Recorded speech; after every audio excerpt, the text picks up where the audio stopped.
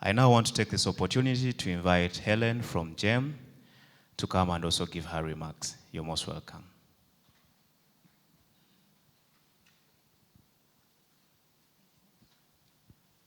Thank you.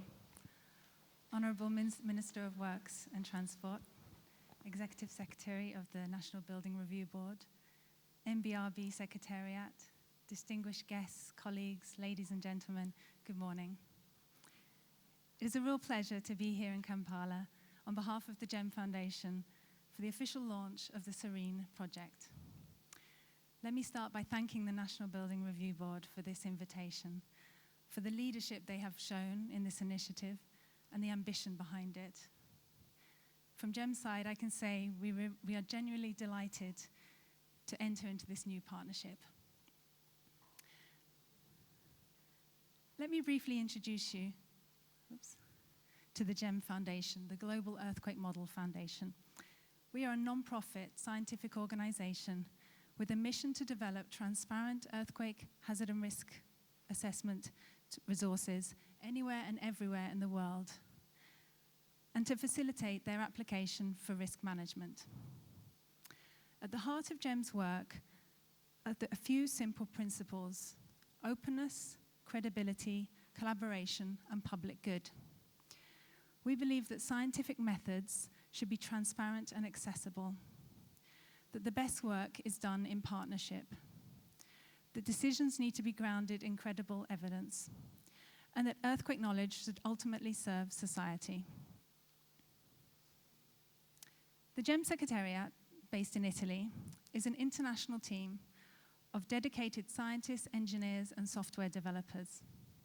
And we work with a global network of researchers, public institutions, and technical partners with a very practical objective, which is to improve the evidence base for better decisions related to seismic safety and resilience. As mentioned by the Executive Secretary, the NBRB recently joined GEM's governing board, becoming the first national public institution to be granted full participation on the basis of merit and the quality of the partnership. This is a significant step. It reflects the seriousness of the NBRB's commitment and engagement to building long-term technical and institutional capacity. It also means that Uganda is now part of a broader international community of both public and private partners. This includes, for example, public organizations in the United Kingdom, Italy, Croatia, Australia, New Zealand, Japan, as well as global insurance and reinsurance companies, all of whom have the common objective of advancing risk-informed and resilient development through science and collaboration. What that means in practice is that GEM helps countries and organizations better understand three things: the hazards they face, what is exposed in terms of the built environment to those hazards, and how vulnerable that built environment may be. We do this through models, data, tools, and collaborative projects, but always with the intention that the outputs can actually be used, not just for publications, but really used in practice. An important part of GEM's contribution globally has been the development of open tools and shared scientific resources. And a good example is the OpenQuake engine.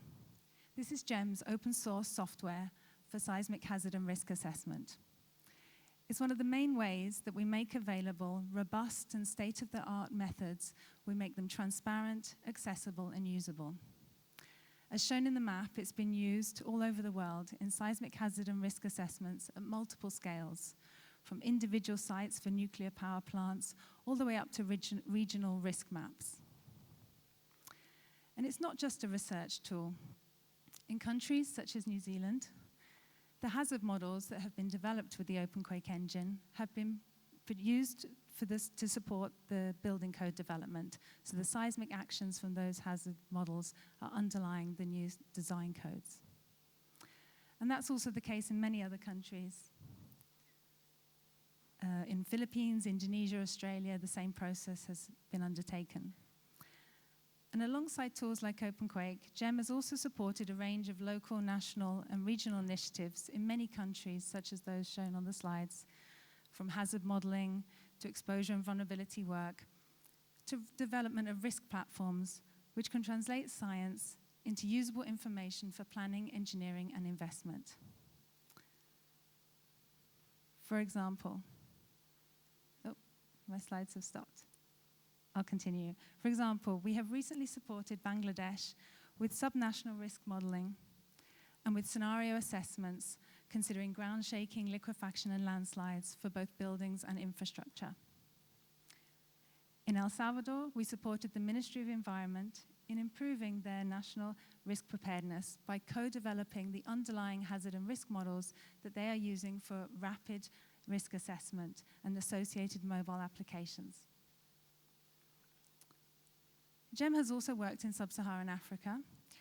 We've had regional collaborations such as SERENE Project, which helped build regional hazard and risk resources in partnership with African institutions and experts.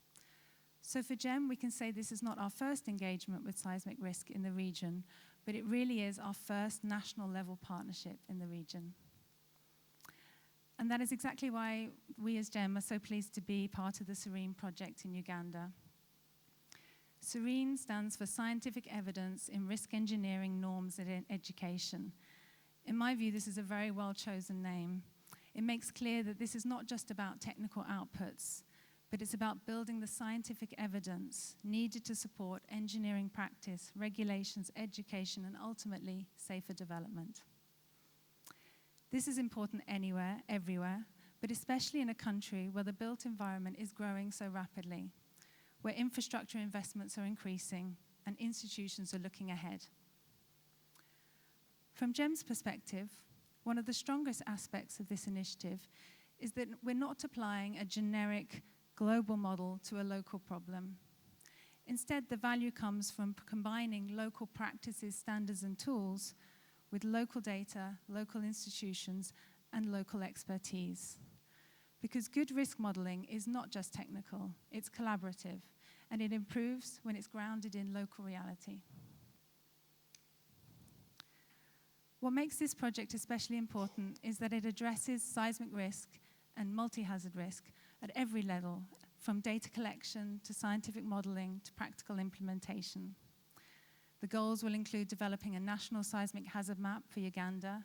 Exposure models will be created to better understand vulnerable building stock and infrastructure.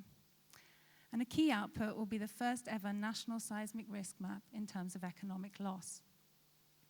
So these outputs will all provide the scientific basis to inform future updates to the Seismic Code of Practice of Structural Designs, the National Physical Development Plan, the National Physical Planning Standards and Guidance, and the National Policy for Disaster Preparedness and Management. Excuse me. For GEM, the SERENE Project is about long-term commitment. We're not here simply to contribute to this launch and then step away. We see this as a collaborative effort, focused on technical support, knowledge transfer, and capacity strengthening. For us, the most meaningful outcome is not just a set of outputs that are produced at the end of the project, but it's instead stronger local capacity, stronger institutions, and a stronger basis for future decisions. We also believe Uganda has an opportunity here, not only to strengthen its own scientific evidence base, but also to show leadership in the region. By taking this step and investing in science-based approaches to building regulation and risk governance, Uganda can become an important reference in sub-Saharan Africa, an example of how resilience is built in practice. So today is not simply the launch of a project, it's the start of a long-term effort to strengthen the evidence, institutions, and practice needed for safer development in Uganda. We at the GEM Foundation are proud to be part of this journey. So thank you again for the invitation, and congratulations to the National Building Review Board on this important milestone. Thank you so much, Helen, for that wonderful speech. Another round of applause for Helen. Thank you. Now we've been talking about these disasters, both natural and man-made. But what is the extent of the damage? Can we all see the screens? We want to show you something about the extent of the damage that we've had with these disasters? Shafiq? Uganda is rising, building, expanding, transforming. A nation of opportunity, a nation of growth. But as we build, we also face growing risks. Uganda lies within the East African Rift Valley, one of the most seismically active tectonic plates in the world. At the same time, it is undergoing rapid urbanization and population growth, increasing exposure to risks of unknown proportions, including landslides, floods, fires, and earthquakes, among others. These are not distant threats. They are real, present, and recurring. Our history tells a powerful story. In 1966, the Toro earthquake claimed lives and destroyed thousands of homes. In 1994, another earthquake caused widespread damage. In 2010, the Bududa landslides buried entire communities, while in 2016, an earthquake across the border in Tanzania's northwestern town of Bukoba reminded us that even regional events can have devastating local consequences. Moreover, floods have washed away roads and bridges, while landslides have completely cut off entire districts. Infrastructure has failed when it was needed. Thank you, Shafiq. I have been told that the minister wants to leave. I want to invite the Executive Secretary of the National Building Review Board, Engineer Flavia Gutowire, to invite the minister to give his remarks. Thank you. Thank you, Herbert. It's now my honor to invite our guest of honor this morning to give his remarks. Thank you.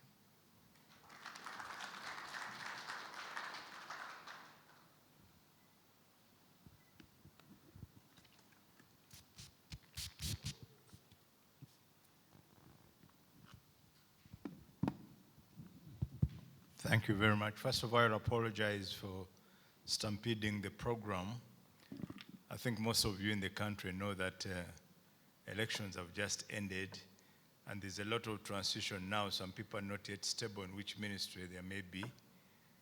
And there are a lot of activities where the ministries have to run, but then people are not sure whether they remain in those positions. And the number of activities as you cross the other Chisanja into the new Chisanja, there are a lot of things we have to put together. So I have another program which was supposed to start at 9:30, which I postponed to come and launch this. So please accept my apologies that I'll not be with you for long. I'll just do the launch and then I'll leave, but I highly appreciate what we are doing. Okay? I don't see people nodding. Seems my apologies are not accepted. Oh, they are. Thank you. So the GEM Secretariat, the NBRB Secretariat, all participants from your various ministries and agencies, ladies and gentlemen, I take this opportunity to congratulate ourselves, congratulate His Excellency the President on his resounding victory. So now we're on a stable, firm ground, I think.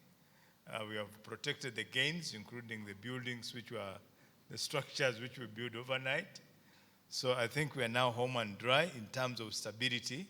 And so I want to take this opportunity to congratulate the President and all the Ugandans who participated in the recently concluded general elections and which ended peacefully. With this renewed mandate, the National Resistance Movement government is well positioned to further advance Uganda's development agenda through strong partnerships and strategic collaborations, such as what we are getting this morning from GEM. I want to congratulate again NBRB. I saw you are now in the voting group. Congratulations. I'm pleased to note that Uganda is now ready to undertake a scientific study that will directly inform investment decisions critical to our national security, prosperity, and long-term development. The partnership between National Building Review Board and the Global Earthquake Model GEM Foundation, embodied in the SERENE Project, affirms our commitment to safeguarding Ugandan lives and strengthening the resilience of our communities and the built-up environment. Through scientific excellence and global collaboration, our schools, hospitals, roads, offices, and homes will be safer, not just today, but for ages to come. What's our disaster reality and development pressures? Uganda, we are geographically placed in between the two active arms of the East African Rift Valley system, which I think they were trying to show on the screen, which is amongst the world's most largest seismically active continental rifts. This means seismic activity, including earthquakes and related hazards, such as floods, fires, and landslides, is not hypothetical or distant, and I think we have tested a number of these in the recent past.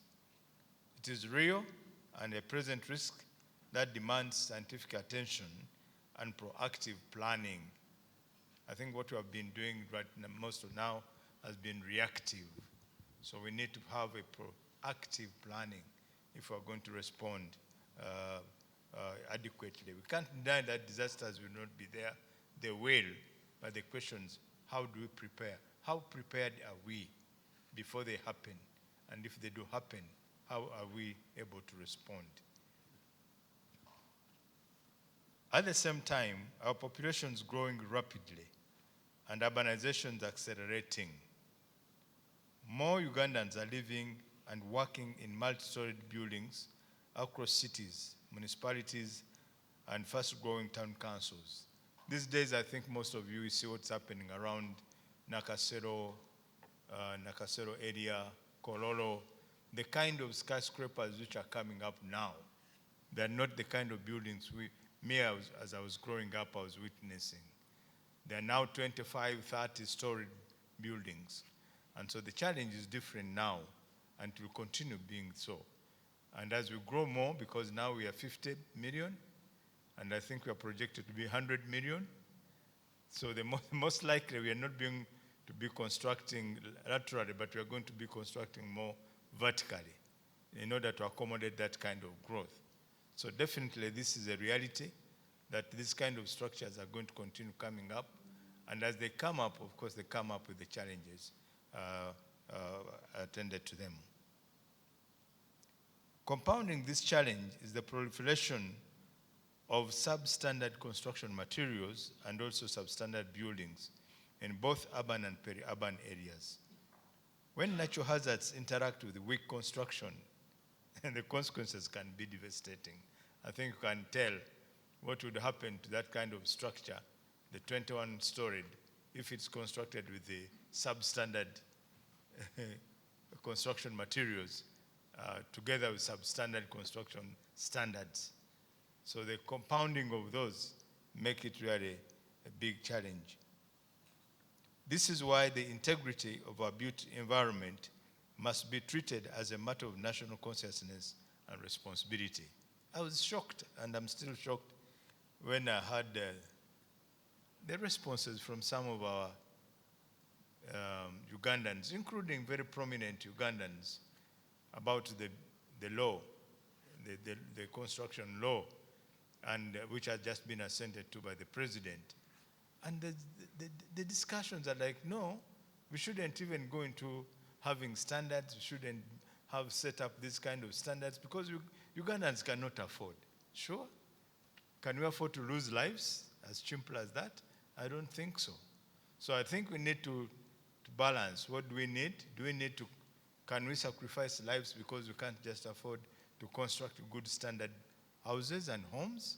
I don't think so. So I was taken aback to hear the debate, and still it's ongoing.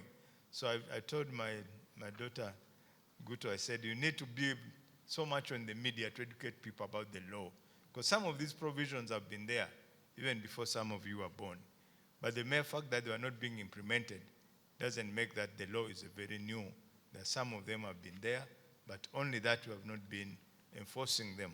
So now when it comes to enforcement, people are coming up to debate that Ugandans cannot afford. So we can afford to lose lives cheaply? I don't think so. So we need to explain this more from you the people who are more exposed. You need to explain this more to the public.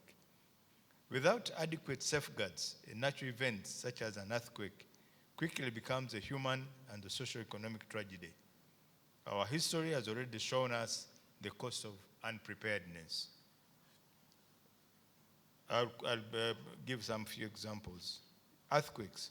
In 1966, Toro earthquake claimed about 160 lives and injured more than 13,000 people, destroyed more than 7,000 buildings and homesteads. Can this recur? Yes, because as I've said, we are positioned in that area where seismic activities are still active. The 1994 Somoro earthquake caused loss of life and economic losses estimated at about US dollars 60 million. The 2016 Bukoba earthquake, just down south here in Tanzania, demonstrated how regional seismic activity can directly affect Uganda, resulting in heavy casualties and economic damages. What happens to a neighbor definitely impacts on us. Landslides, I think this is something of recent we are so much aware about. 2010, Bududa landslide devastated the whole community of Bududa. I remember I was still I think I was in the army. Then they told me to take earth-moving equipment, and I think that excavator has never left that place. Eventually, the excavator was also buried in the landslide. And I don't think we have ever known, even established exactly how many people died during that tragedy. The 2018 Bududa mudslide, you remember, 40 lives were lost. And even as recent as 2024, Burambuli. And we are still debating whether people should leave the mountainside or they should go down in the lowland. We continue to debate about it. And people have not left. And so the dangers are still there. One time they were showing us the mountain with a very big crack. And then after some time we forgot about it. And people went back and they settled there. So these things will happen. Floods. Bundibujo. In 2019, 16 lives were lost. In Mbali recently, 2022, about 29 lives were lost.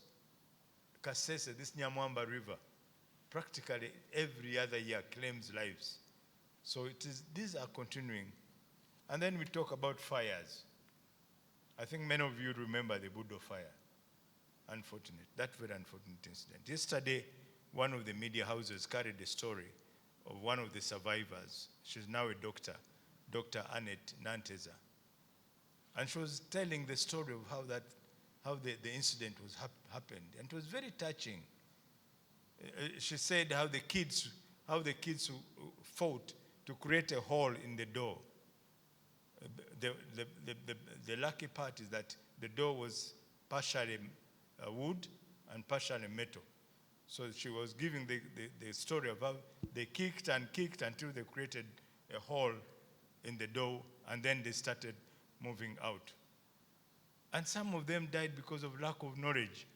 Because she was telling a story of one of the kids who ran back because she had a very big iron box. What do they call it? The one where they take their grub and whatever. So she thought she was safer in the tin box. She ran back and covered herself in the tin box instead of running away. And you could, the story was very touching. She said some of the kids ran back because they were running to get their grub. They were trying to save their grub from the inferno. And the story of that heroine, the Namaganda, the girl, she said she was the head, I think she was in boarding schools. They find those who are in the senior classes to be like mothers in the junior dormitories. So she was from P5, and these were P4 dormitory. So she was like the mother of the dormitory. So she was running back and forth trying to save the children. And eventually, that's how she got burnt. But it was very, very very touching. But then, 18 years later, not as much as she's a doctor. She's still troubled with the trauma of that incident. So even as we're talking about the buildings and what the resilience, I think we need also to educate people because when we respond to this kind of disasters, we should not just end at saving those lives, but it also has other components. Like in this case, the trauma, 18 years later. She said she can no longer, up to now, she cannot sleep in a room where there's no light because she still remembers that image. So I think even as we handle the post-action, we need to go beyond just the physical and also look at, get other players and actors to handle the trauma part so that people can recover fully from such kind of incidences. So these fires have been there, you know them. There was another one in Salama School, in the School of the Blind in Mukono, where 11 children were burnt. Kasana in Luero, 7 pupils were burnt. So these events remind us that the critical question is not whether disasters will occur, but how prepared are we when they do occur? And how do we manage the after effects of these disasters? Timelines in light of presidential directives. Actually, this matter is not a new subject. The president has on a number of occasions aired his view and talked about this. On several occasions, he has issued even clear and uncompromising directives that now shape Uganda's approach to the seismic safety. These were not symbolic statements, they were urgent calls to protect lives, safeguard national investments, and ensure that Uganda's development does not outpace the safety of its people. As I said, when you look at the building industry, I think it has grown just like that. It's just bursting.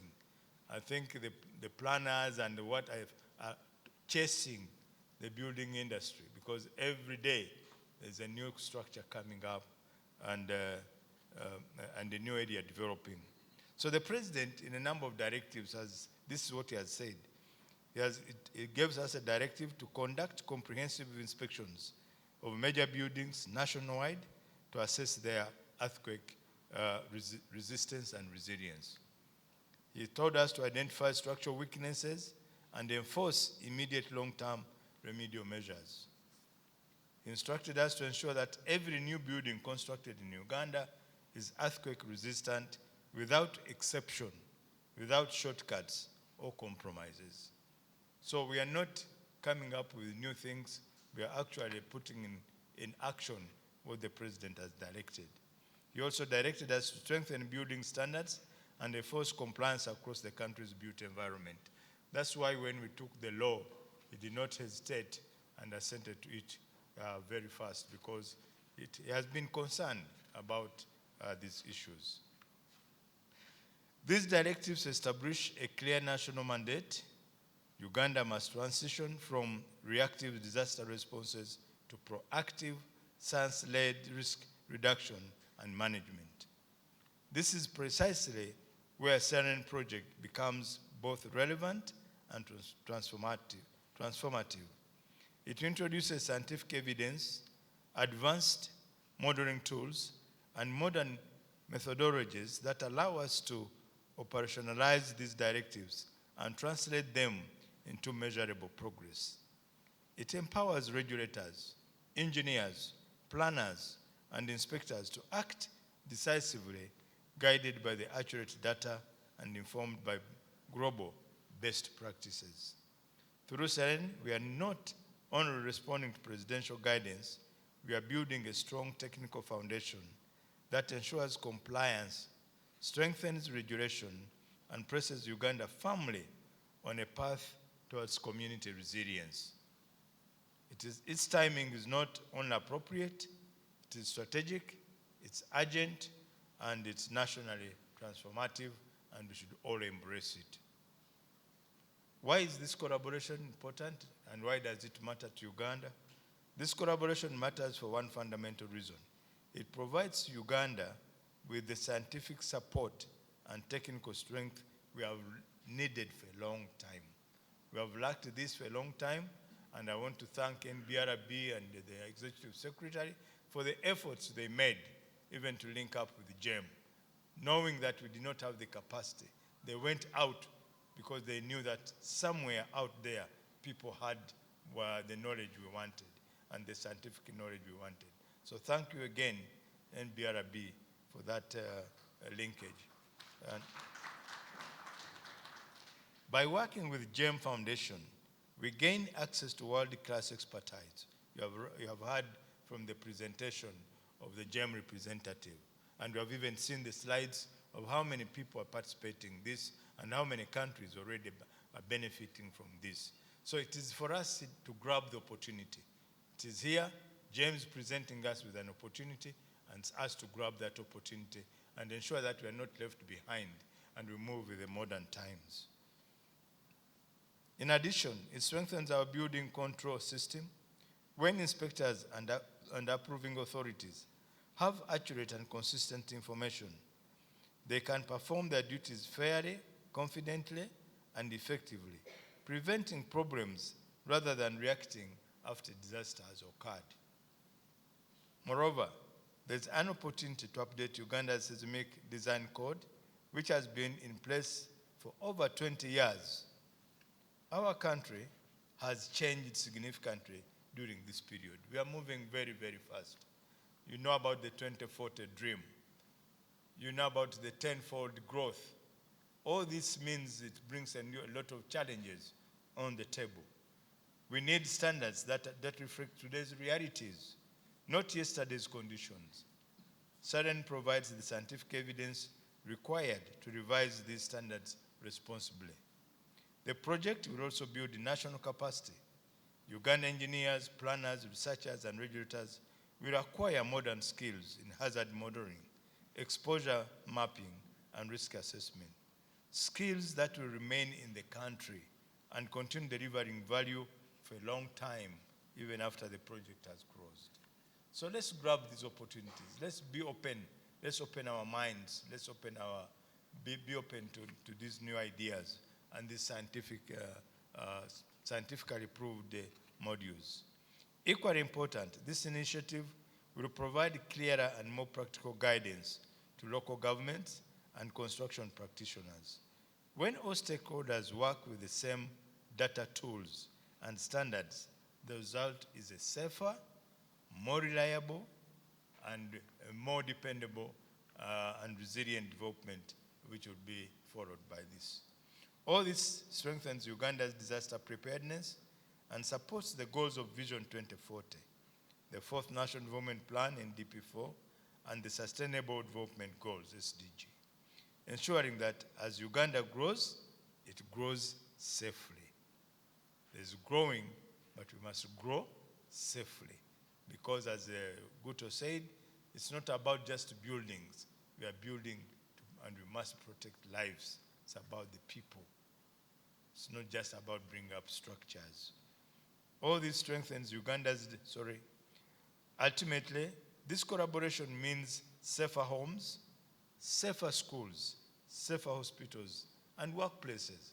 You know, sometimes we don't take a lot of notice to the safety at our workplaces. And yet, this is where we spend more time than home. Many times at home, many of us go there 10, 11, and you just go off and doze off until 6:30 in the morning. But how many hours do you spend at your workplace? How many of us have ever checked how safe our workplaces are? How many of us have ever checked whether the fire extinguisher at your workplace is working? How many? Who have ever taken trouble to say, but you sit there, it's there, and if something happened, I can assure you, 80% of our people in the workstations may not even know how to operate that fire extinguisher. How many of us have ever done evacuation drills from the buildings we work on in the event of any accident? We don't. And yet, we spend a lot of time at our workplaces. So I think we all need to be change agents in a way, that when you may sound funny, but one of these days you can ask your boss, can we check about the safety of our workplace because we spend all our time here, but how safe are we in the event of fire, in the event of anything? In the event of an earthquake, do we have even assembly points at our places of work where you'd assemble? You know? We are talking about those young kids running back to get their grubs. It's not about the young kids. I've ever seen it in a hotel. When the alarm comes off, you are normally told, don't bother to pick anything. Just run as you are. Who does that? People run back to pick their suitcases first. So, safety, we need to be practical. So the SERENE project will deliver benefits that extend far beyond technical circles. It will provide Uganda with robust, locally generated seismic evidence to guide engineering practices. And I'm happy to hear James saying they promote locally developed and locally based practices. That's very good. So that it's not just bring from, as it is done elsewhere, one coat fits all. It's important that we develop our own. Through this project, Uganda will, one, gain national exposure model, detailing what we have built, where it is located, and what is most at risk. We shall also update vulnerability curves, showing how everyday structures are likely to perform under seismic forces. We shall also have comprehensive capacity building and training, ensuring Ugandan experts can sustain this work for generations. So whatever knowledge is coming is going to remain here. So we should be able to get it home. A strong foundation for long-term research and collaboration where Uganda will be linked to the global centers of excellence. And we shall also have comparisons and maybe also have visits to other countries which have managed this kind of disasters before, and they have a lot of experiences. Pakistan and all these which have been having sometimes you find you have a different challenge, but then when you hear your friend in another country, the challenges are different. Some of these countries have been facing these earthquakes like a normal thing every other. So they have a lot of knowledge, they have a lot to share.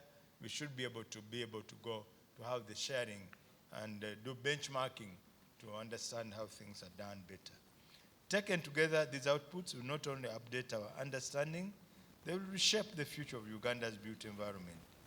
This is how we build a nation that anticipates risk, prepares wisely, and protects its people.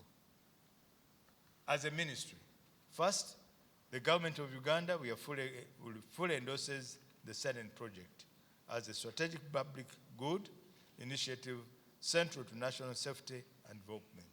Second, we reaffirm as a ministry our commitment to interagency collaboration and full technical participation.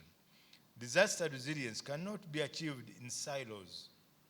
It requires cooperation across ministries, agencies, scientific institutions, and practitioners.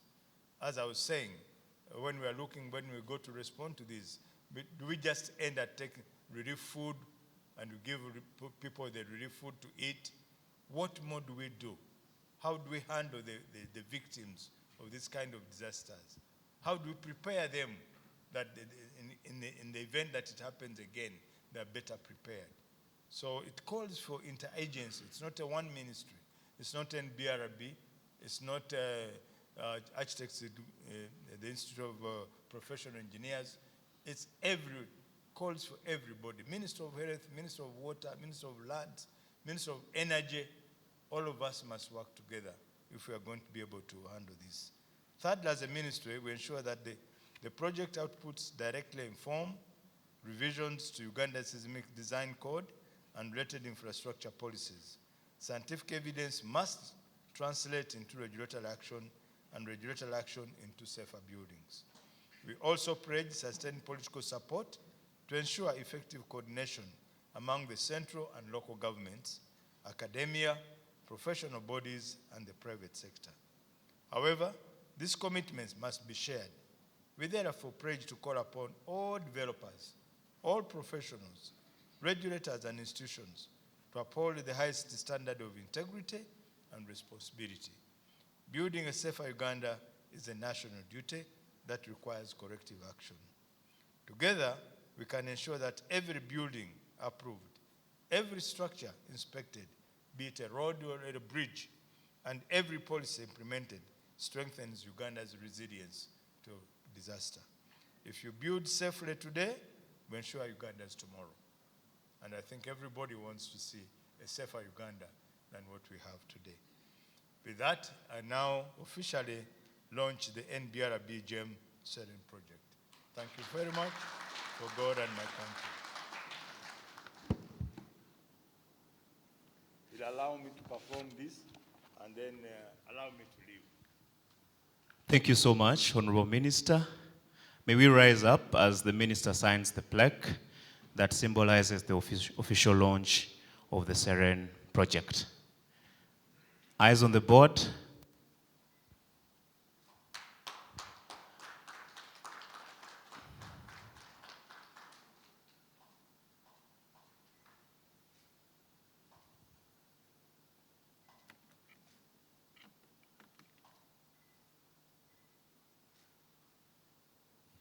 May we have Helen from GEM?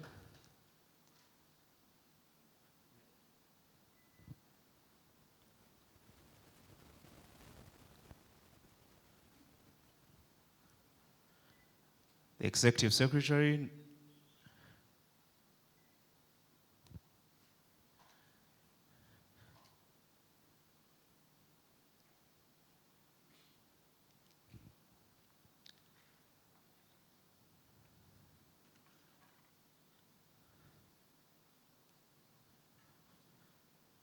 And finally, our outgoing board chair. Yes.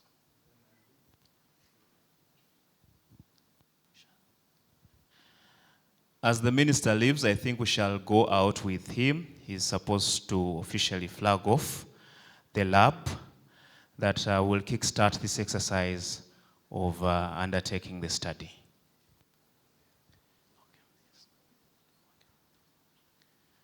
Can we have a photo from here? Here. Helen, please.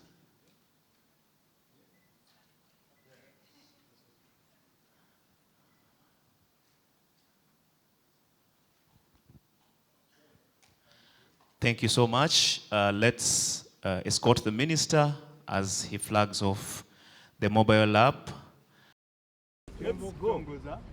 Enkolagana wakati waffe government ya Uganda n'ekitongole kye bayita Global Earthquake Model GEM.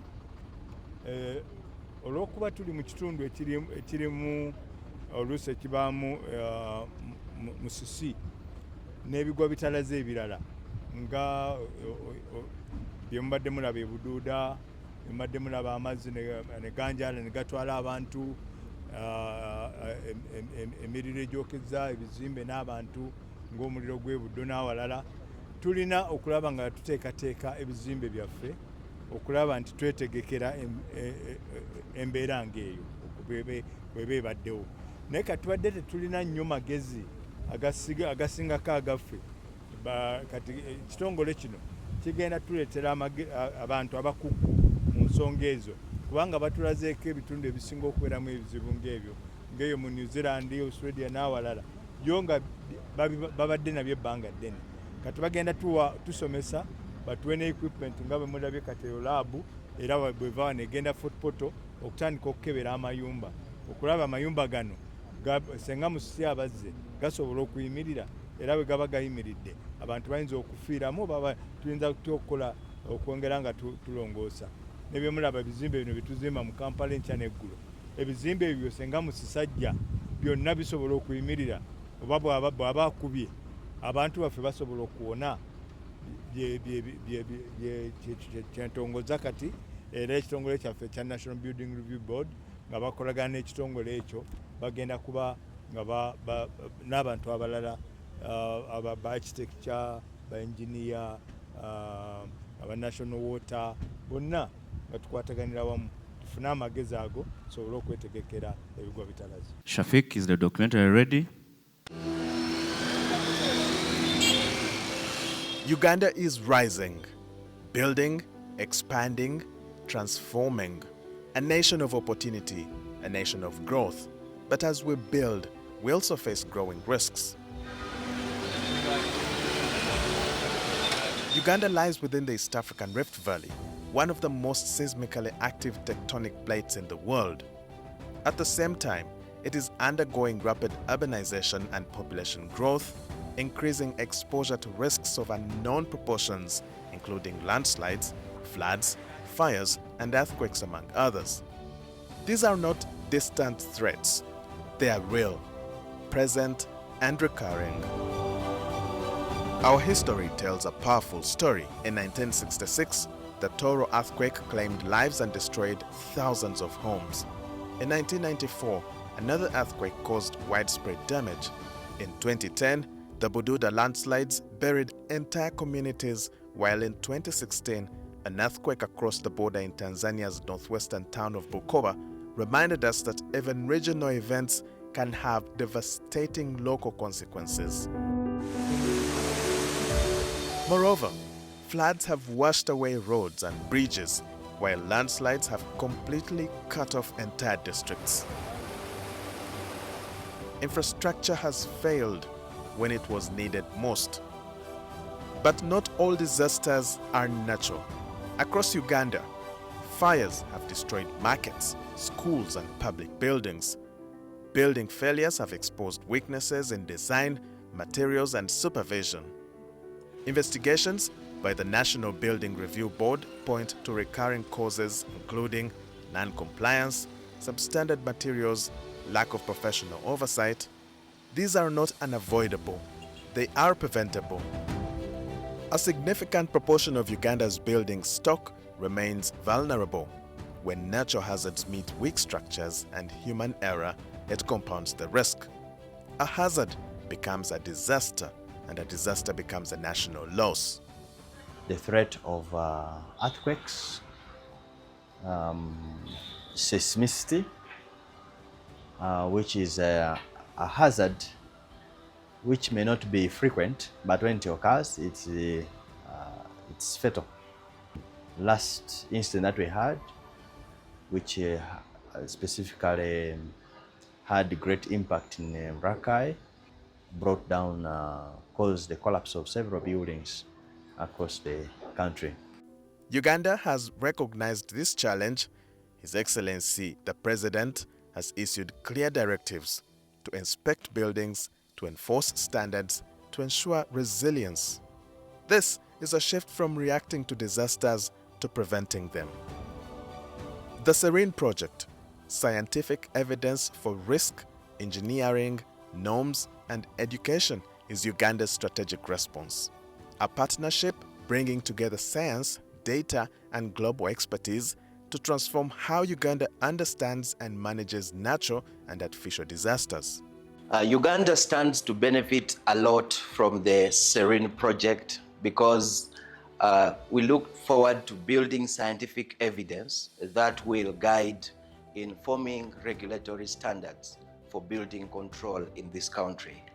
What we understand from a scientific point of view is that mitigation of seismic risk or any risk from natural hazards or even artificial or man-made hazards starts from putting in place robust building standards. And this is very important. But before we have these robust building standards, it is important that we quantify the socio-economic status of the country and also build the hazard vulnerability assessment for the country. And so within the SERENE project, what we envisage is that we will be able to develop a national exposure model for the building stock in the country. We are going to, at the end of it all, be able to have information and guidelines or guidance on settlements and buildings. How should we set up? What should be the designs and codes for infrastructure within the cities and the towns? And even if it is not in towns, wherever there are establishments, serious constructions, it will help us really as a country. Through SERENE, Uganda will develop, a national seismic hazard model, a comprehensive building exposure database, risk and vulnerability models, update the National Building Code of 2019, and a new generation of skilled professionals. Stronger data, better decisions, safer buildings, safer homes, safer schools, safer hospitals, stronger infrastructure, resilient communities, a safer Uganda. Because the question is not whether hazards will occur, but whether we are prepared when they do.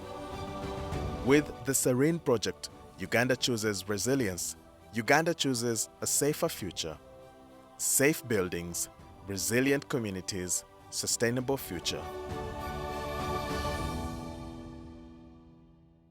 I think that video now paints a full picture of why this project is very necessary. At this moment, I want to invite Maurice to take us through the next item on our agenda, and that is the panel discussion under the theme, the state of hazard vulnerability in Uganda.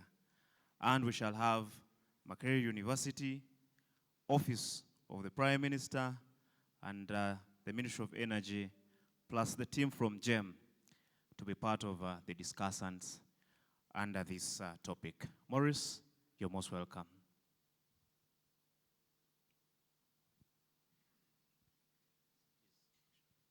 Thank you very much, Herbert. I'll invite our panelists to take their seats.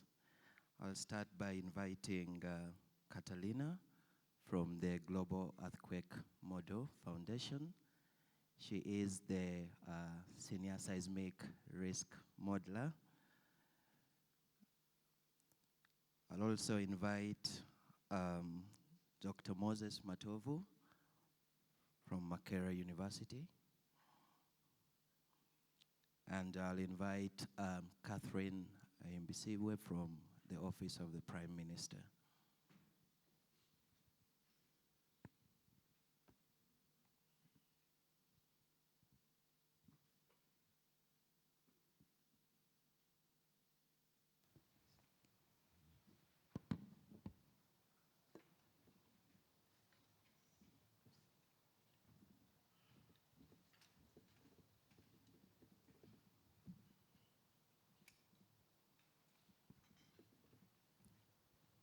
Okay, thank you very much. The topic of our panel discussion today will largely focus on strengthening Uganda's resilience by integrating science, policy, and practice for multi-hazard, safe-built environment. And this panel is well constituted. We have our experts here, and we'll start by giving them an opportunity to introduce themselves and the work that they do, especially in relation to disaster risk reduction and disaster risk management. I'll start with you, Catalina.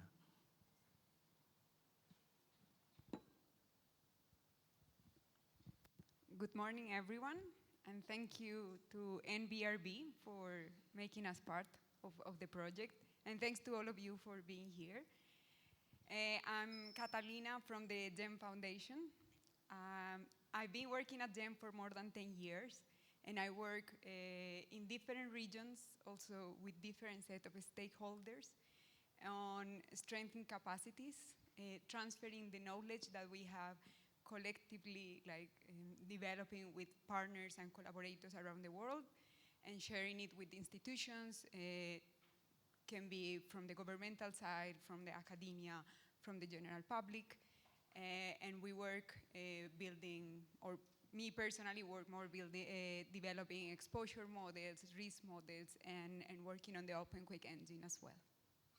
Thank you very much, Catalina. Yes, Moses. Good morning, everyone.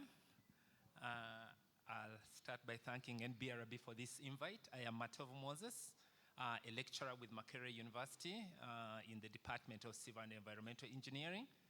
I think I've been training engineers for the last more or less 30 years. And in the audience, I can see quite a number of my previous students. It's an honor to be here. Thank you. Thank you, Moses. It's Catherine. Thank you.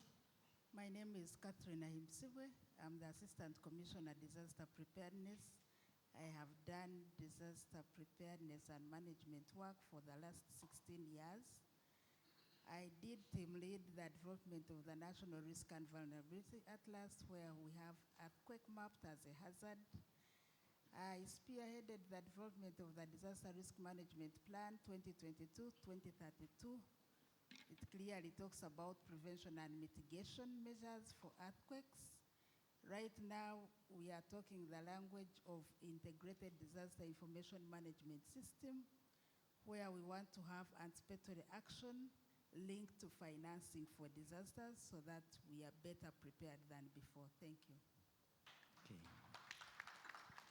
Thank you very much, Catherine and my panelists, for that introduction, especially on the work that you do. And it's very clear that you're all participating in disaster risk reduction and management in one way or another. Like I said, we will focus this discussion on strengthening Uganda's resilience.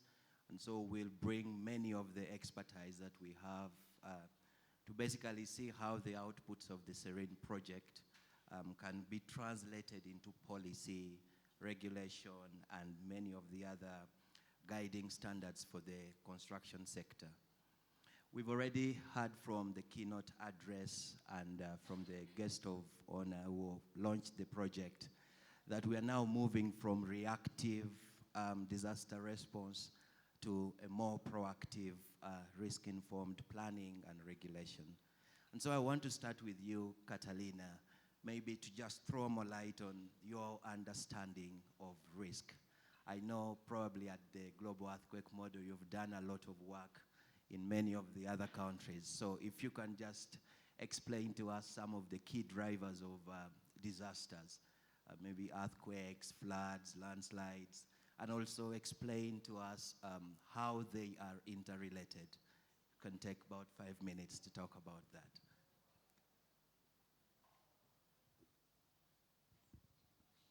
Thank you. So that's a very good point, like what is risk? When we talk in the disaster risk framework community about risk, we generally refer to the interaction of three main components. One is the hazard. When we talk about hazard, we refer to natural or man-made phenomena that can affect society. In the case, for example, of earthquakes, it's only based on where are we located. So do we have the African Rift? These beautiful mountains are evidence that we have earthquakes. When we talk about hazard, we try to measure how strong are those earthquakes, right? How can they damage buildings up to which distance or our infrastructure? So the hazard refers to how likely we can have an event in a given region. Can be floods, can be earthquakes, can be fires. That's the first component. Then we look at the built environment and the society. So where do we build and how do we build? So in Uganda, where are most of the buildings or the goods, the roads located? So we see we are today here in Kampala, the main metropolitan region, hosting between 2-4 million people. Most of the governmental buildings are here. And then we start looking more, how do we build? Do we have buildings that comply with the code or not? What is our construction practice? Do we use adobe? Do we use masonry? If they are blocks, are they made of clay? Are they made of cement? We also look informal settlements, wood, metal sheets, how common they are, and what is the construction practice. So we try to understand that if we are talking about the built environment. But we also want to look at where are the road infrastructure, if we have bridges, how is the infrastructure to move around the country as well. And that is what we call the exposure model. And the interaction already is, we know where the hazards can occur, how frequent, how strong, and then we identify where are the buildings, where are the people, where do we live, where are our goods, how expensive could be to reconstruct in case that this hazard damage our infrastructure. And the last component, now I know where are the hazards, I know where are the buildings and the population. The third component is the vulnerability that we have already discussed in the previous sessions. So how will that built environment, those buildings, those roads, behave if an earthquake happens? Will they get damaged? How much? Will they just have small cracks or will they collapse? And if that happens, would that kill people? Would that injure? So that is what we refer by vulnerabilities. How much damage can a building or the people have under that hazard given where are we located? So the spatial and temporal overlap of hazard, exposure, and vulnerability is what we call the physical risk. If that then we overlay the socioeconomic characteristics of the society, is a holistic view of risk. Excellent. Thank you very much. Catalina, if you can just explain some of the data sets that will be required to undertake that comprehensive study for a risk profile, let's say at a national level.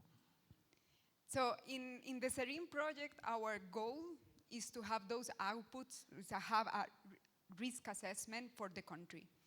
What do we need is to create an exposure model, so to understand what are the buildings. And that is a very big challenge because we need to know where are the schools, what are the characteristics of those schools, where are the hospitals, how are they constructed, where are the hotels, where are the houses from the people, and all the built environment in general. And those data sets are generally spread across different institutions. And many of you already have in mind, oh yes, I have information, where are the hospitals located, how big they are, how many rooms do they have to attend the capacity when injured people come, or maybe I have the data from the schools, how many kids will attend, or which ages do they have. And so we need that information from different sectors. The statistical office as well will collect a lot of information. That is from one of the components, that is exposure. But then we also need hazard information. In the case of SERENE, we are focusing a lot on earthquakes. And earthquakes can also induce trigger other hazards. We call it earthquake-induced events, like, for example, landslides. If it's a rainy period and an earthquake strikes the city, probably a lot of landslides will occur, blocking roads. So we also need information about the roads. How are they built? Do they have asphalt or are they on soil? Information about the soil characteristics, so then the geotechnical properties in the country. We also need to understand, for the hazard perspective, how common are the earthquakes that we monitor. So we will need to have information about the catalog of earthquakes that have occurred, that we have collected in the country, and not only in Uganda, but also in neighboring countries, because earthquakes don't know boundaries or difference in countries. So we need also to work collaboratively with our neighbors to understand where are the earthquakes happening, like we saw in Tanzania, that earthquakes there can also affect Uganda. And so that's also another source of data. And then we also need a lot of information about our infrastructure, and it comes engineers and architects telling us, how do we build? Do we usually construct our houses of 2 meters high, 3 meters high? It's more common that we use far clay bricks, or do we use cement blocks? And how much steel do we put in reinforced concrete buildings? So all those details come, and the data sources are spread. And the idea is that with the project, we want to bring all the knowledge that you have in different sectors, so we can work together to put those data sets openly, because that is also another important point to discuss, is that in some cases the information is not openly available, But the government of Uganda has been embracing this challenge of saying, let's leave the data available. So the data sets that we collect will also be open and will be shared with the community so we can keep updating them and building them for improving the understanding of the phenomena, of all the phenomena that are part of the disaster risk reduction process. Excellent. Thank you very much, Catalina. Of course, from what you're saying is that we need all these data sets and build them into one model that will basically predict the economic losses, for instance, fatalities, and this definitely will be the risk profile. I'll want to send it now to Moses. How do we move from the key outputs from a disaster risk profile to now regulatory standards? What are some of the things that we can now undertake to move from the key disaster outputs like the hazard maps, the vulnerability curves, and the risk profiles? How do we translate that data into regulatory standards? Thank you very much. That's an interesting question. How many minutes do we have? About 5 should be. Yeah, but the key point here is how do we move from the data to decision making? Data by itself cannot save lives. No matter how much data we collect, it can't save lives. Decisions do. Meaning that data will only become valuable if we are in position to make decisions. And let's take an example of the hazard map. Okay? We make the hazard map of Uganda. It stays in our codes of practice, and people are not implementing it. So what does that mean? It's just a very good suggestion out there that it's important that we do this.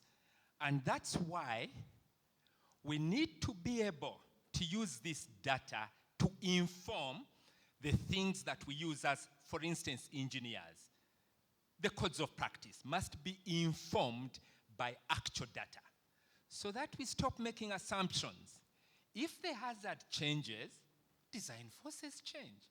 If our vulnerability is high, then we probably need to tighten the enforcement or tighten detailing requirements. So this is how the data stimulates a certain course of action. Besides that, of course, we know besides updating our codes, data also helps us in prioritizing what is important, or which areas are high risk and which areas aren't. Not all the areas have the same level of risk. So we can even select which critical infrastructure can occupy the less risky areas. It's now helping us to inform decision making. And besides that, besides the prioritization of areas, let's think about, for instance, the current situation of everybody needs to have an occupation permit, causing a lot of concern amongst people. Something interesting here. With information, we also prioritize what is key, what is important. For instance, should we be assessing every building? Eventually, maybe, but we have limited resources. So eventually that means we are probably dealing with those that might fail fast. But how do you know which one will fail fast? Or which one is more high risk? Again, this is being driven by data, stimulating action in view of our limited resources, being able to identify what should come first. Finally, of course, I don't want to get into, in regard to this, it also helps us in emergency, in an event of a disaster, post-disaster situations. It allows us data to prioritize which places or which these limited resources we need to put aside for particular courses of action. And that's why I'm saying, I repeat this. It's not the data per se, but it's the data making us make relevant decisions that is going to guide the entire process. And that's why I like the question, from data to decision making. That's what is key. Thank you for the question. Yeah, thank you very much, Moses. And I think you're spot on that. The outputs must definitely lead to decisions. And that's important to come out from this discussion. Catherine, you indicated that you've already done some work on mapping the country, and we have a national risk and vulnerability atlas. Do you want to share with us your experience on that? Thank you. Katrina started by mentioning the hazard, risk, and vulnerability mapping and profiles. And then Mr. Matov has summarized it with risk-informed planning. What did we go through when we were compiling this National Risk and Vulnerability Atlas? Definitely you'll need a lot of data, and the people to give you that data are here, and we have some of the baseline. Do you want to mention them? Yes. Yeah. Yes, because some of them were part of this process. When we were outside, I met my colleague, Mr. Chimera from UBOS, and I told him, you're my data source. So he already knows. OPM, we have the historical data. We have the baseline for the atlas that you can use. So it's data intensive, and you need to train a team. I know time has passed, but what I went through when I was coming up with this, when I proposed it, it was in totally new subject. So we had to bring together a multi-sector team. We trained it with Makerere University, and you need people who are good in GIS. I have used this model for GEM, so you'll need people who are good in GIS at the same time. Now, the data you'll get from UBOS, I don't know how good it is, but you need to talk to them at length. I don't know the house type, the type of materials, whether it gives you all that information. Then you need Ministry of Energy. They are the mandated institution on this earthquake. I expected to find here my colleague, Dr. Isaiah Tomuchiriz, because he is your encyclopedia on this. Now, the other challenge that I see we went through when we developed this, it was under NDP 3. So they considered it under NDP 3 as under risk assessment for the entire NDP 3. But that time, it was still sectors, not programs. They did not take it on so seriously because risk-informed planning was not yet announced like the way it is today. So members who are in this room, we know that disasters, the frequency and the magnitude is changing, but we can do prevention and mitigation. At least some of them, we can do that. I know there are some where it will go beyond that and disasters will happen. We cannot stop.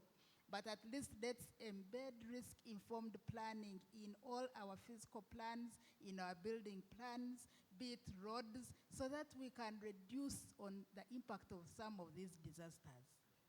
Now, as OPM, I'll call upon some of the areas where we need to improve. In 2016, we did a post-disaster needs assessment in Rakai. What did we find? The house type, of course, they were permanent and semi-permanent. At the local level, they use what we call blocks in our language at the local level. They are not burnt bricks. And they use clay to make these blocks. At the same time, they use clay as cement for the material. The few who are using cement, the ratio was not good.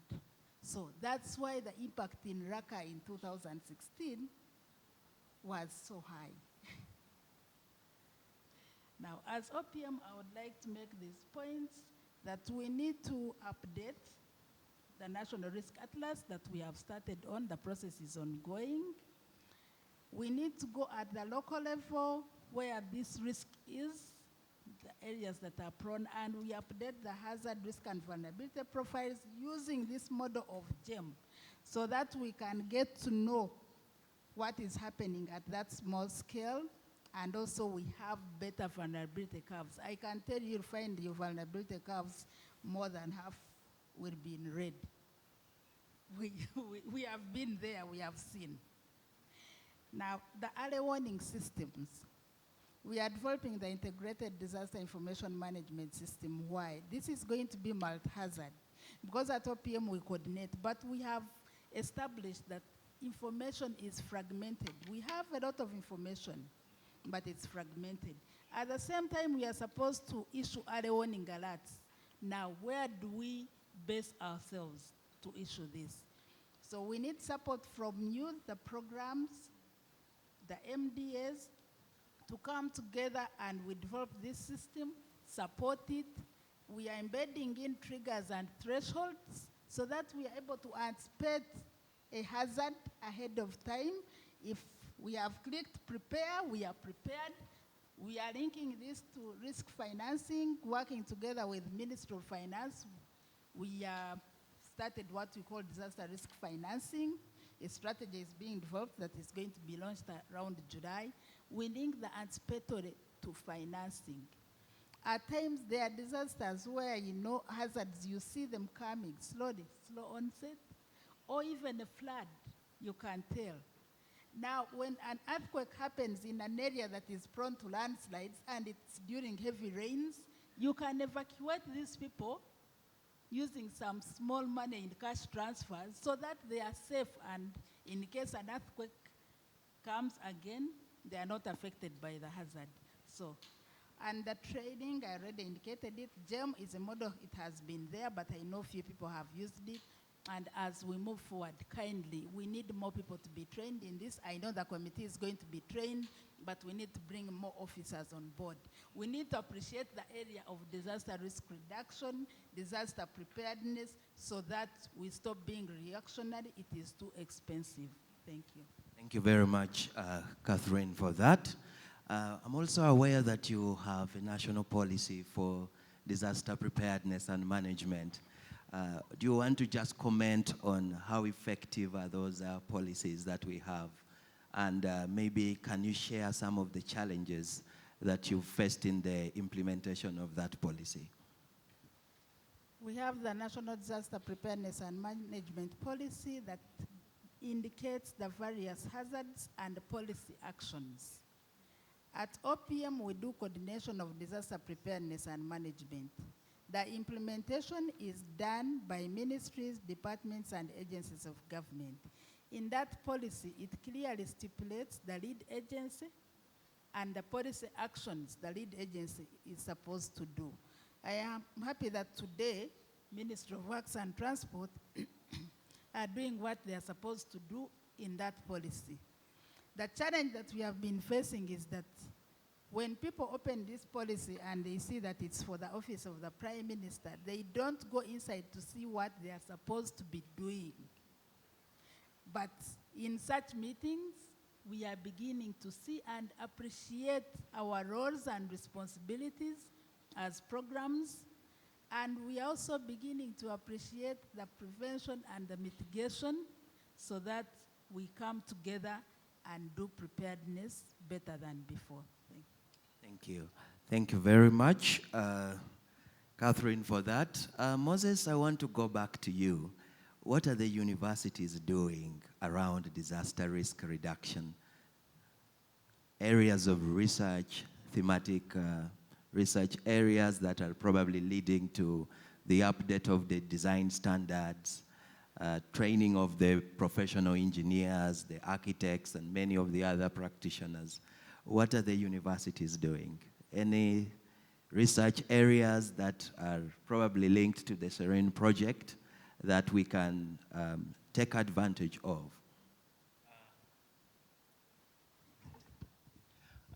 Engineer Morris, you asked the question and answered it.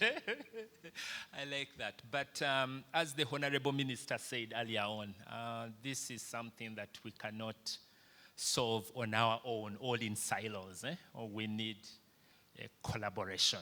Yeah, and there have been quite a number of research in the area of seismic code updates, but many of these have been shelved. And I think that's why SERENE is such a very good idea, because production of more and more work being shelved is not leading us anywhere.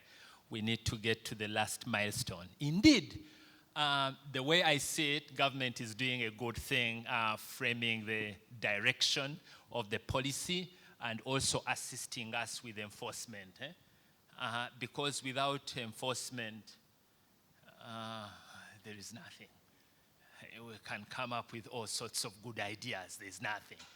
Academia, yeah, we are involved in lots of research to do with this hazard modeling. We take a lot much more time to do with infrastructure modeling. That's my area of interest. And of course, like production of fragility curves. There are quite a number of tools. We've worked with different researchers which have been developed. But I think now is an opportunity when we get to work together to see how this finally translates into that last mile. For, again, we need an operational toolkit for everyone here, all for engineers, something that they can work with. I think that's what is beautiful about this. Yeah, indeed, I could go on and on about the different areas of research. There's research going on, but I think we need somebody to unify that so that it leads to decisions. Yeah. Excellent, excellent. Catalina, you've done a lot of work in many of the countries of the Global South. What has been your experience in building capacity of the local practitioners? Building local capacity. I think the experience we have collected is that there is a main key driver, and it's called commitment. Many people confuse it with economic investment, but we have seen that what drives training and capacity building is the commitment from the different sectors. So first, it comes the authorities. When we have long-term plan and adoption of policy for understanding risk and developing policies to reduce it, that is a commitment that should be long-term, and that comes to the different institutions that should have personnel, making sure that the personnel has the time to be trained, collects information or that new capacity and remains in the institutions. So I'm happy to see that here, because you are many institutions that are participating today that are, Maury was telling me that many of you are saying, yes, we want training, we want capacity, we want to understand better what is disaster risk and how can I apply it to my institution. So I think that is very important. The second, so the first is authorities, the second is professionals and academia. So engaging with the disaster risk field is multidisciplinary. So it engages engineers, the ones that design the buildings, but also the ones that study the soils, the ones that study the faults, the architects that make the conceptualizing of the projects. So having everyone at least being aware what is risk, what drives risk, that is helping. And on our side is the commitment on training more on the technical tools. Also at GEM, what we do is open source, which means anyone can go and keep studying the code, how it works. They are free, so our licenses don't require payments. And also the associated tools like GIS. We also work with tools that are open source and free for license. And then it comes the individuals. I think individuals are the key. When we are professional, motivated to learn more, to understand better the topic, then we can discover that there are many resources provided by several institutions all around the world. And I would say from the Global South, there are a lot of good initiatives.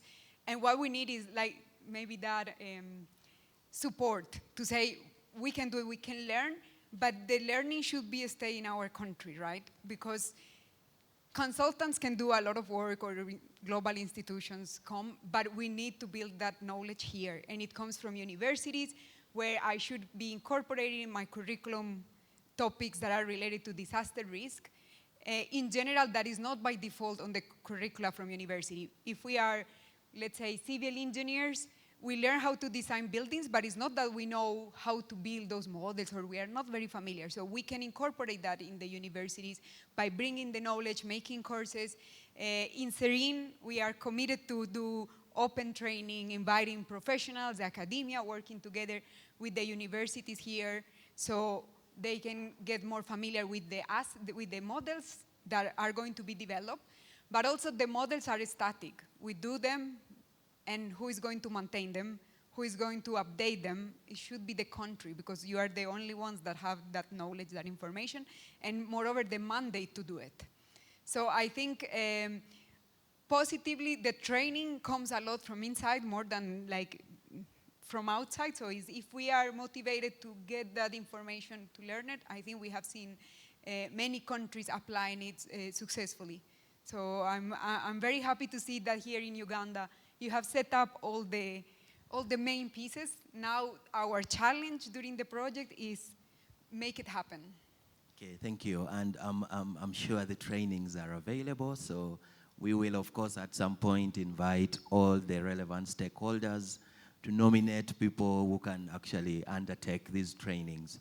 So they will be available. I've attended many of the trainings at the Global Earthquake Model, and I can assure you that you will not leave the same. There's a lot of information to learn, and like she indicated, their models are open source. So you can download it and do your scenario risk analysis for your typical projects.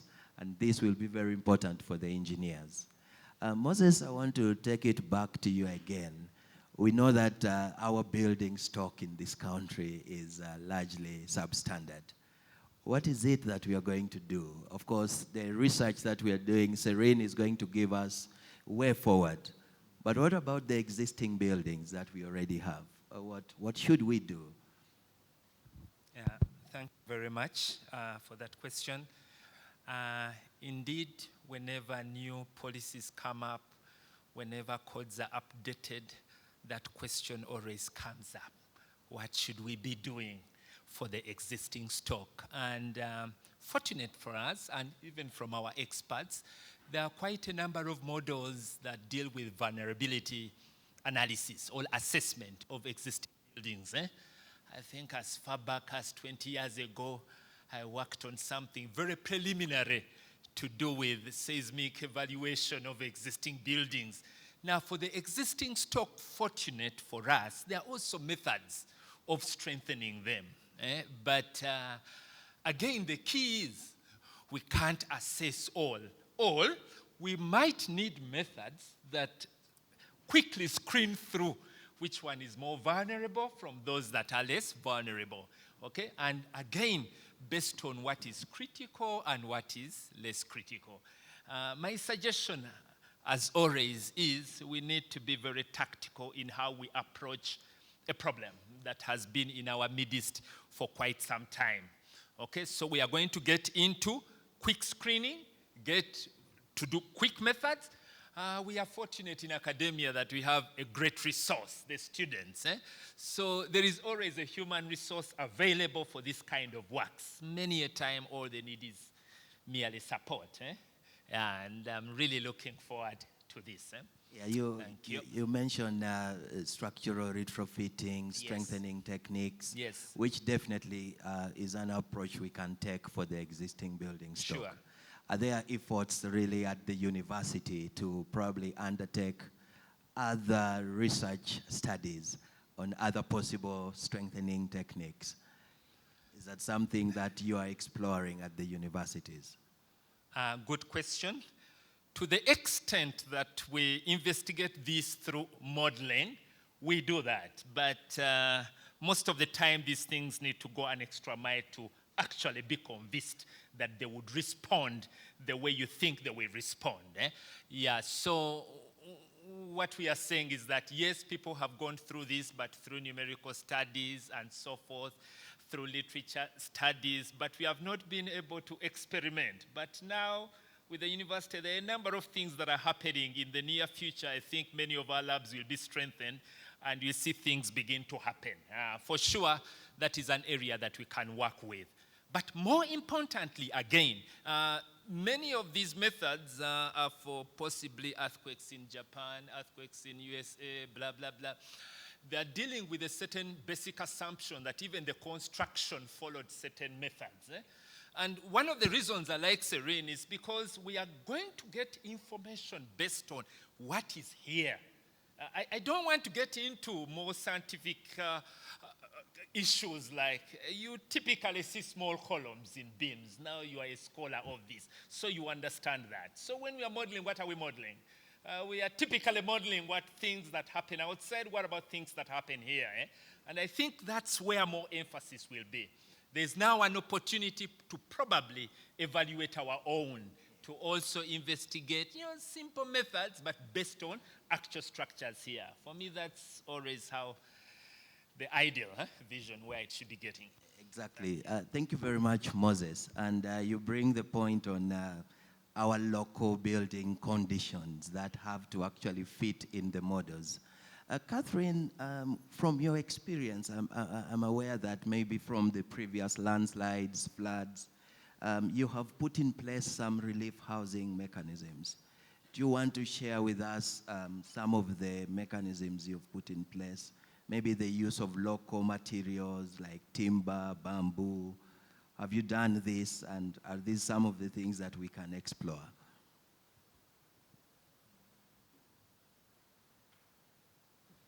The housing project that we have put in place following a disaster is in Bonambutie resettlement, in Volamboli, following a landslides.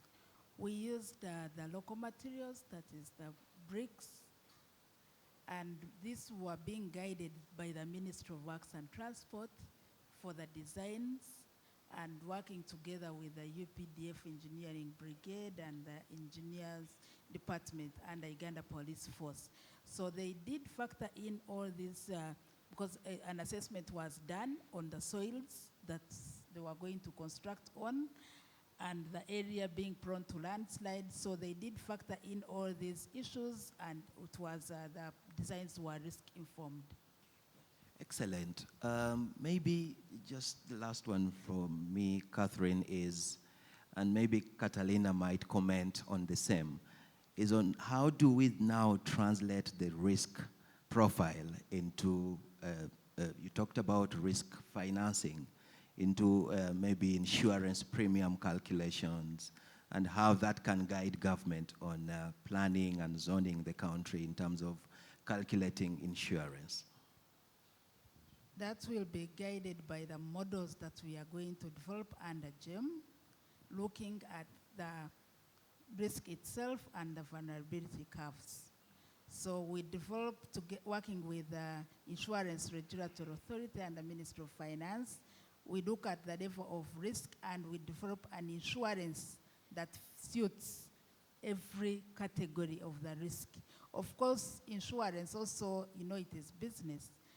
They may not take up where the risk is low, but where the risk is high or moderate, we can design the different types of insurance that suit the kind of the risk that we have observed after undertaking these models by GEM. Excellent. Thank you. Catalina, do you want to share your experience in Turkey and Morocco, what you've done on a national insurance scheme following the outputs of your seismic risk profile? So I think the important message is, for example, you were indicating in Turkey that they have an insurance scheme at national level.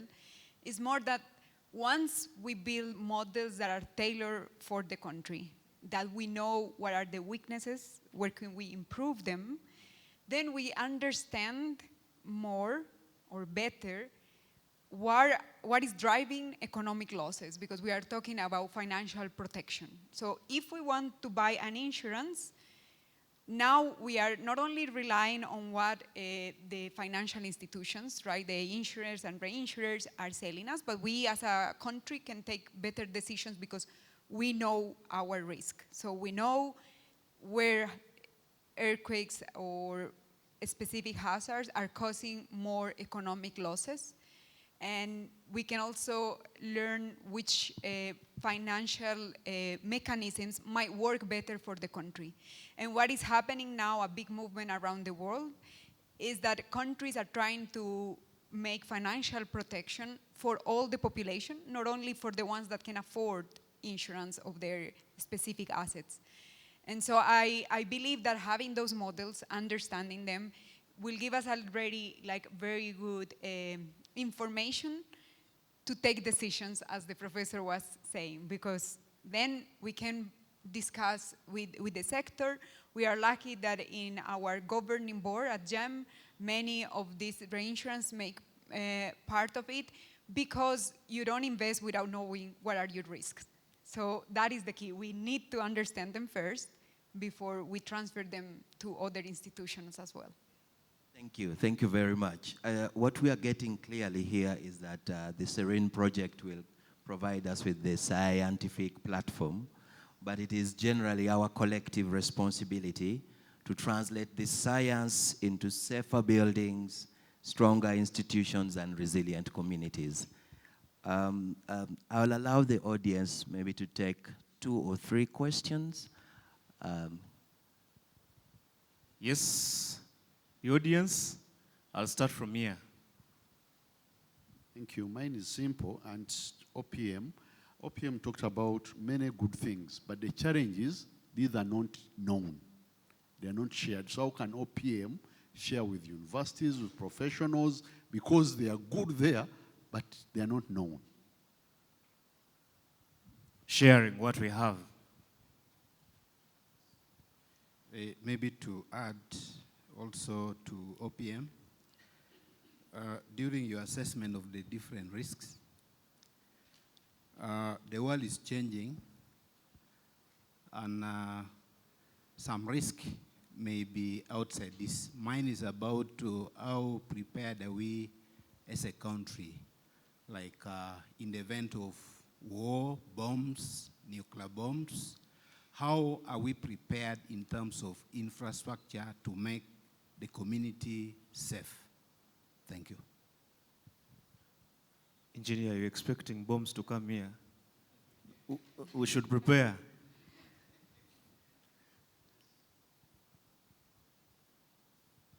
Thank you. Mine also goes to the OPM.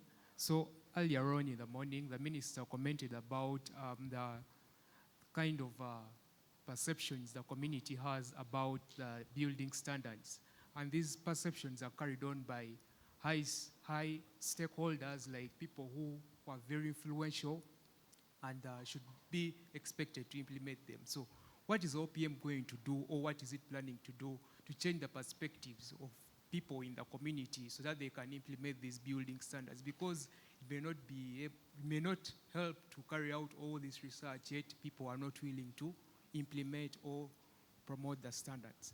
And then the other goes to engineer from Makerere University. You talked about a challenge of fragmented research.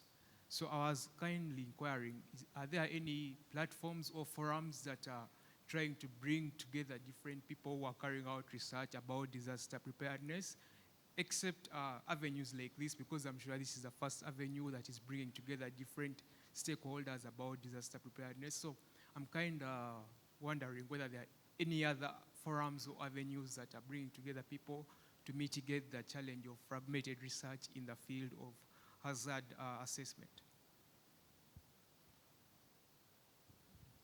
Thank you. I'm coming. Thank you. My question is to Catalina.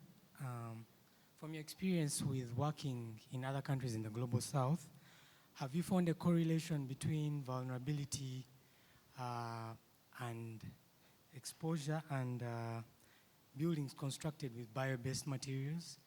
How have they been performing under extreme cases of hazards and the like. Thank you. Two more. Okay. Thank you. This is Fred from NBRB. Moses, you indicated that there is quite a lot of research. The Makerere, you've undertaken in seismic research modeling, infrastructure modeling, to mention but a few. And you actually rightly mentioned that we need to come up with the operational toolkit in order to actualize these researches. Then OPM, with the existing policies, at what point of involvement was academia? That is OPM. But then, Moses, is there a current update on operationalization of or actualization of this kind of toolkit, or we are starting from zero? Thank you. I'll take two more and then we go back to the panel. Thank you. I have a small question. Normally, laws are not scientific, but they are informed by science. Now, my question is, how do we fit in the laws in this? What we are doing now, how do we fit in the laws? Because laws are not scientific.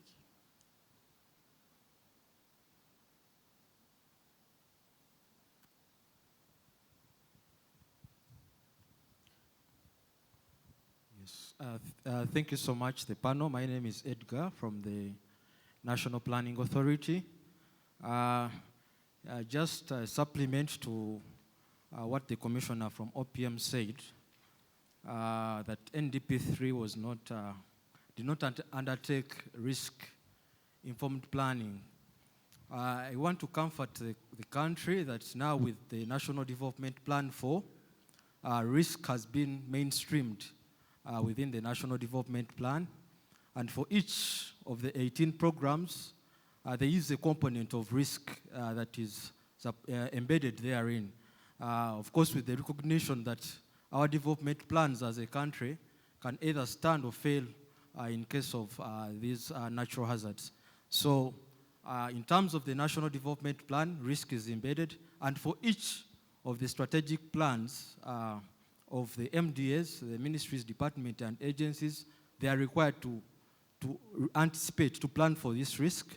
And the importance of this is that they will not only collect data about risk, but be able to allocate resources to it and make informed decisions like Doctor was saying. So for the comfort of the country, I think our risk-informed planning is improving as a country. Thank you.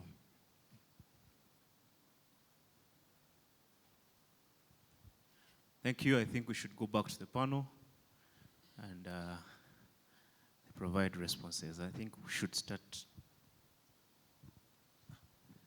Thank you very much for the questions. They are extremely interesting, and I'm sure the panelists will provide responses.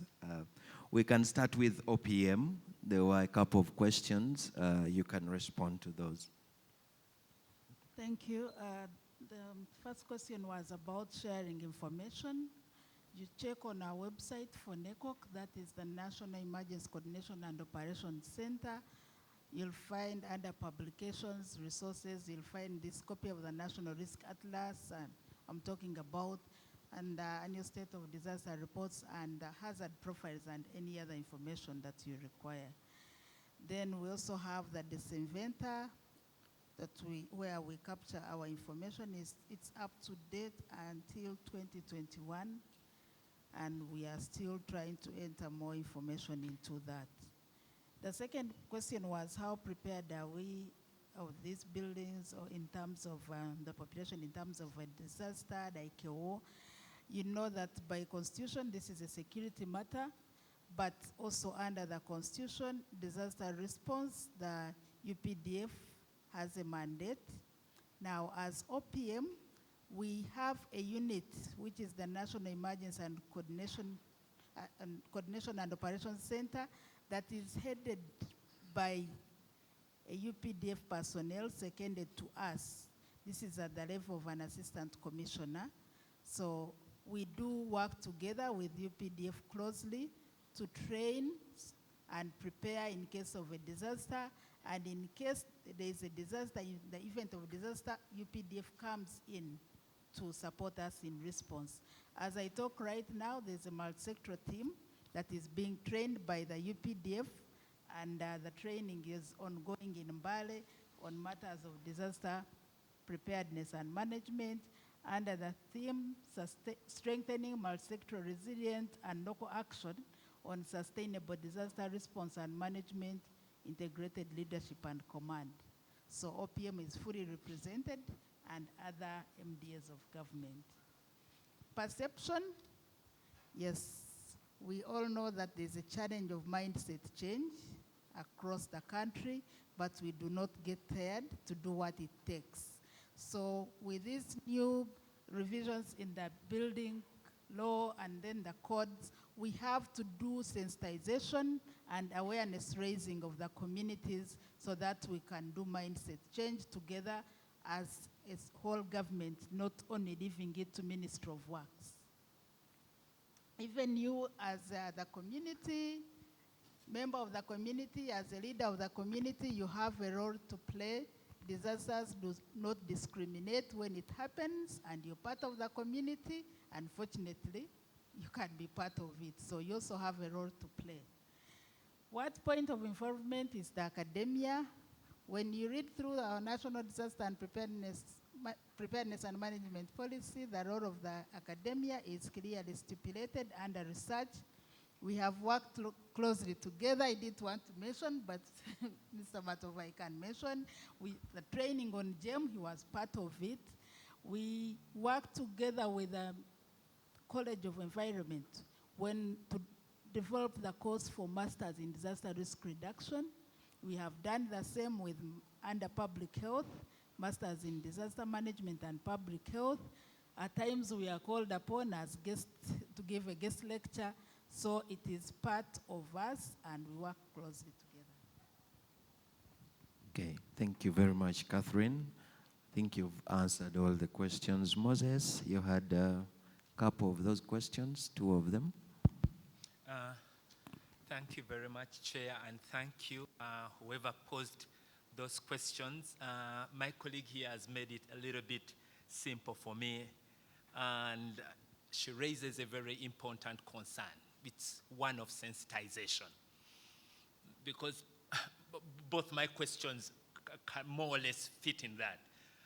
When I'm asked for how do we eventually operationalize this into a toolkit, I'm not actually just thinking about this project alone. It's just that the toolkit here, it's something we're looking forward to. But I'm thinking about all that we continue doing in terms of research.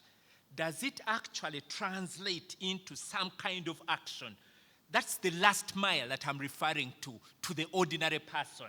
And I think that's where the theme of sensitization cannot be overemphasized. Well, let me give an example.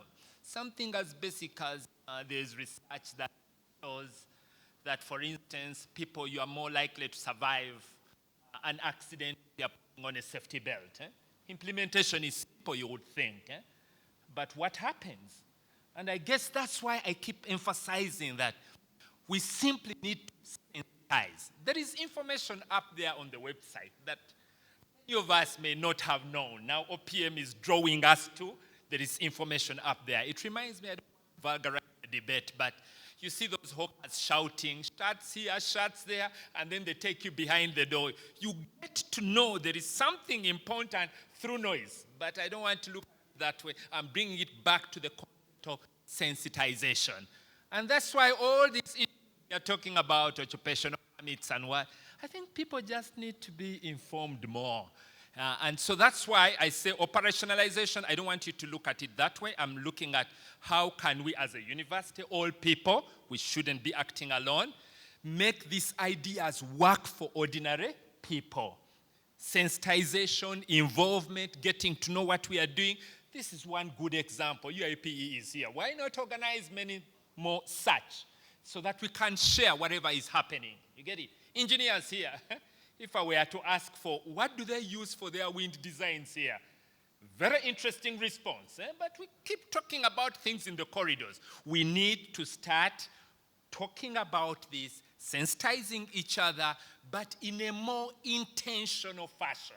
And that's what I like about this, okay? Yeah, for sure, if you are interested in what people have been doing, you are always welcome to the university. You will see it. These days, information is all over. Okay, people upload their research publications. I have a colleague here who is very vibrant in the social space, Dr. Apollo Burejea, sharing again these ideas. Need I say more? Okay, thank you. Thank you very much, Moses.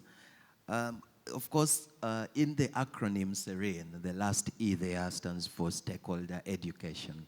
And so we also hope that through this project, we will be able to raise community awareness and do more of disaster training, even within the communities, to build their resilience. So we'll talk about how do communities recover post the disaster. Those are some of the interesting topics that we will be undertaking within the communities. And so we might go to the earthquake-prone areas, the areas that are prone to landslides and floods, communities where we've had predominant fires, and we'll do this stakeholder education. And so that last part is very important for us. There was a question, Catalina, that came on the vulnerability of buildings constructed using bio-based materials. Do you want to share your experiences?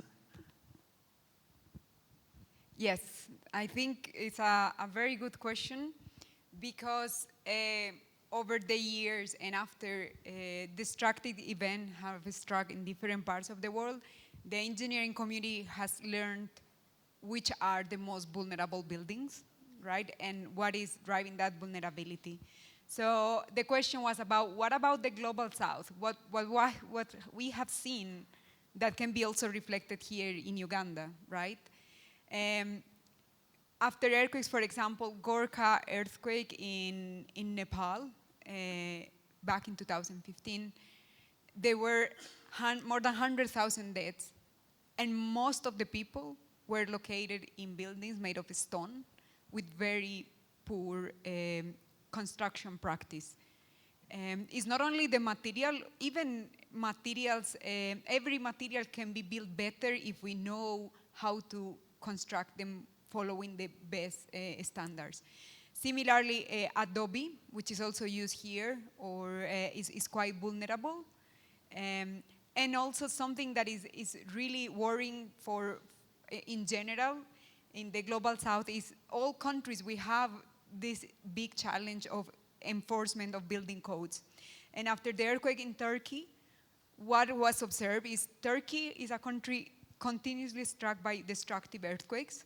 They have very good building standards, but unfortunately they suffer also from enforcement. There are other factors in other regions like, I would say, corruption. Sometimes constructors want to get some money and they don't put the detailment of the buildings that are designed for. And after the earthquake, a lot of buildings that suffered damage were because either they didn't follow the code or the construction practice was not following what they were designed for. So I think we know which are the buildings that might be more vulnerable, at least for earthquakes. And we are working in SERENE to identify where are those buildings in Uganda. And then, as the professor was saying, you can do a rapid screening, which are the regions that have most of those buildings that are located in high hazard prone areas. And perhaps, let me add one thing, that we are talking about risk awareness. And today is the launch of the project, but I would like that when we close or we present the results, you should be able also to answer questions like, what if the Toro earthquake repeats again? You know, it has been 60 years of development. We have a rapid growth population. What is going to happen, right? Can we give a better answer now? after we have developed these models. And then if I go to each institution, it will be good that we will evaluate ourselves if we have raised awareness. If when I'm going to build the next hospital, me as an individual working in a governmental institution, will I ask, is this a flood-prone area? Are we following the code, the new standards that have been discussed? Do we have fire protection? Like if we as individuals ask that for our work, for our house, then we are in a good track.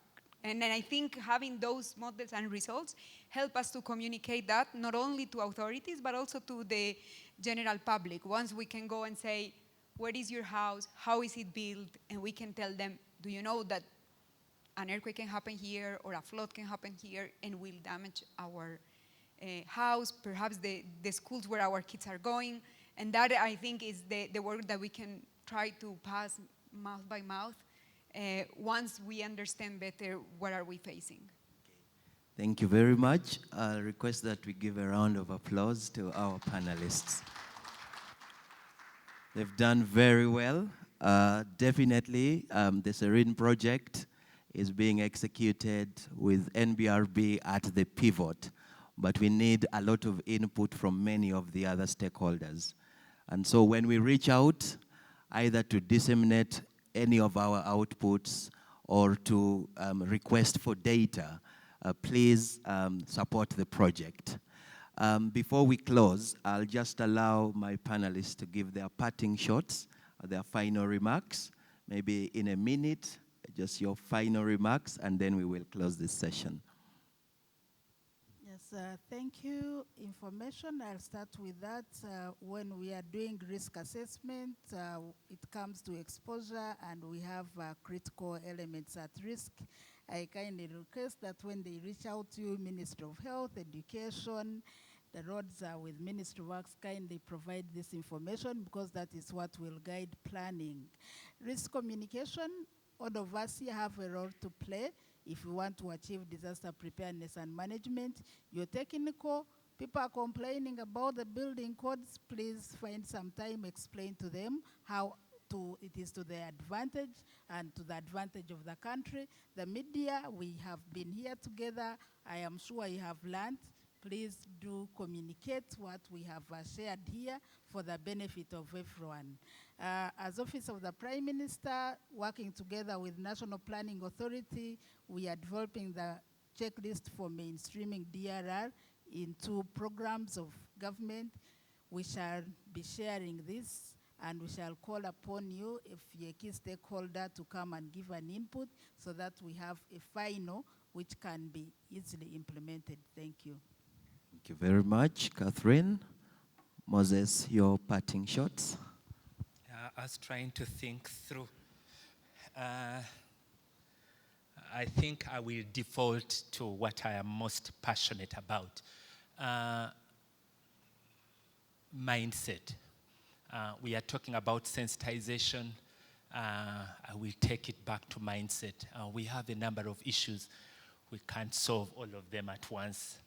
And instead of lamenting wherever we see concerns, we should be giving ideas of how to do things better.